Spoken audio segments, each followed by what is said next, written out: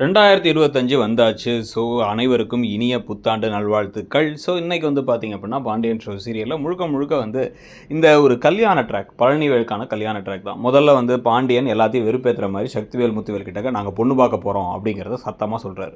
அவங்க உடனே கடுப்பாயி, "அது எப்படி நம்ம தம்பிக்கு அவன் பொண்ணு பார்க்கலாம்?" அப்படின்னு சொல்லிட்டு இவரையே வர வச்சுடுறாங்க.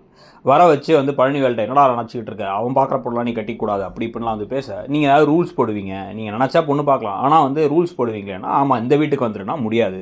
அதுதான் என் வீடு. அங்க தான் நான் வளர்ந்தேன் நானு. அம்மாவை விட நான் அக்கா கூட தான் அதிகமா வளர்ந்துருக்கேங்கிறத சொல்லிட்டு, எனக்கு உங்க சொத்தே வேணாம்." அப்படின்னு அவர் ஸ்ட்ராங்கா சொல்லிட்டு வந்துடுறாரு.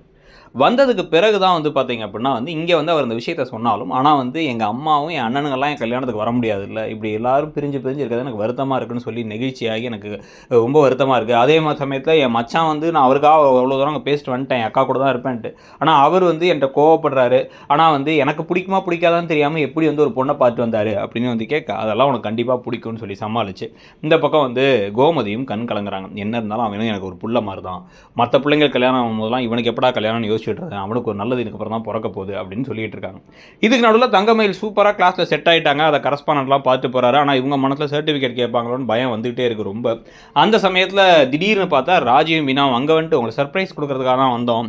நாங்க இந்த பக்கம் கடைக்கு போறோம். கடைக்கு போயிட்டு வரோம். நம்மலாம் ஒண்ணா வீட்டுக்கு போலாம் அப்படின்னா இவங்களுக்கு இன்னும் பயம் அதிகமாயிட்டே போகுது. சர்டிஃபிகேட்னு யாராச்சும் பேசினா கூட இந்த நமக்கு சர்டிஃபிகேட்டோட நினைக்கிறாங்க. என்ன பண்ண போறாங்கங்கிறத பார்க்கலாம். நீங்க என்ன நினைக்கிறீங்க இந்த எபிசோட பத்தி?